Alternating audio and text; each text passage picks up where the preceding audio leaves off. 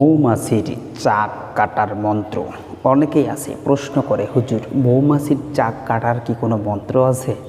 হ্যাঁ, অবশ্যই আছে। আমি আজকে এই ভিডিওতে আপনাদেরকে জানিয়ে দিব মৌমাছির চাক কাটার মন্ত্র।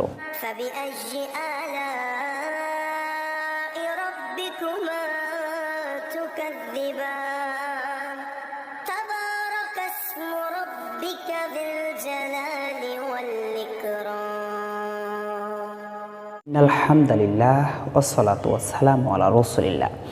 কাছে এবং দূরে, দেশে এবং দেশের বাইরে যারা যেখান থেকে জালালী টিভিতে যুক্ত হবেন সকলকে জানাচ্ছি অনেক অনেক প্রীতি ও শুভেচ্ছা।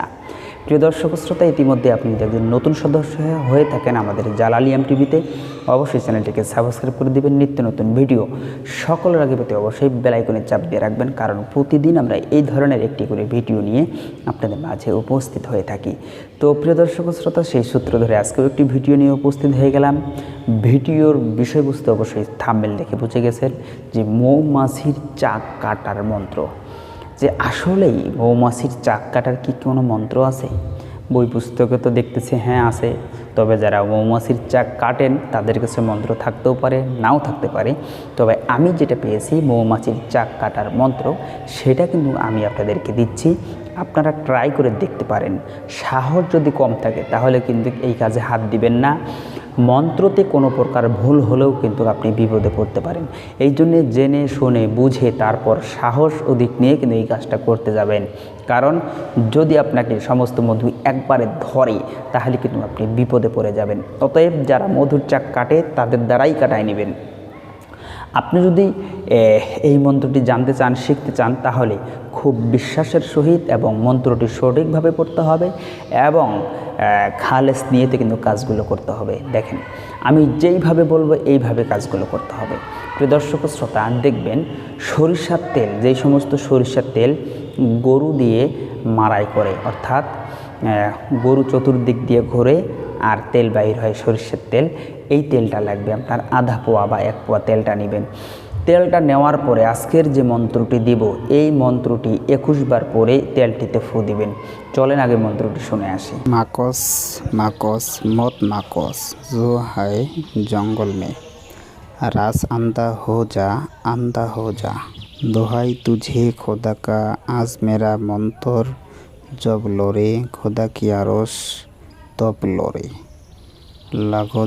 लग जा मंत्र मेरा, मकस की आँखें में धादा, हक ला इलाहा इल्लल्लाह खुदा।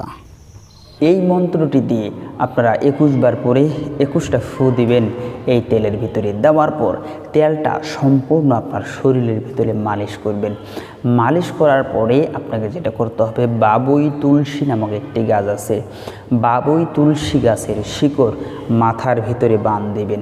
দেওয়ার পরে আপনি ওই যে ধোয়া দেয়, মানে খের দিয়ে পাকিয়ে আপনি একটা ধোয়া দেওয়ার মতো বানায় নেবেন। এটাকে অনেক জায়গায় অনেক নামেই চিনে, অনেক জায়গায় মালসা বলে, অনেক জায়গায় ভূতি বলে, আপনারা যেটা বলেই চিনেন। অর্থাৎ খের দিয়ে পাকিয়ে আগুন ধরায় দেয়, ধোয়া হয়, ওই ধোয়াটা মৌমাছির চাকের ভিতরে দেয়। এটা আপনি বানায় নেবেন। এটা এক হাতে নেবেন, নিয়ে বাস আপনি উঠবেন।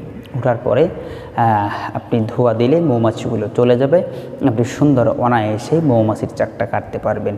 তো আপনার যদি অধিক সাহস থাকে, মন্ত্র যদি কোনো ভুল না থাকে, অবশ্যই আপনি সাকসেস হবেন। আর যদি হিতে বিপরীত করেন, মন্ত্রতে কোনো ভুল করেন, মনের ভিতরে কোনো দুর্বলতা থাকে, তাহলে এই কাজটিতে আপনার না যাওয়াই ভালো। প্রিয় দর্শক শ্রোতা, এই ধরনের আরও গুরুত্বপূর্ণ ভিডিও পেতে অবশ্যই আমাদের জালালী টিভির সাথেই থাকবেন। যারা যেখানেই থাকেন সুস্থ থাকেন, সুন্দর থাকেন, সকলের সুস্থতা কামনা করেই বিদায় নিচ্ছি আজকে। দেখা হয়ে যাবে অন্য কোনো ভিডিওতে। আসসালামু আলাইকুম ওয়া রাহমাতুল্লাহি ওয়া বারাকাতুহু।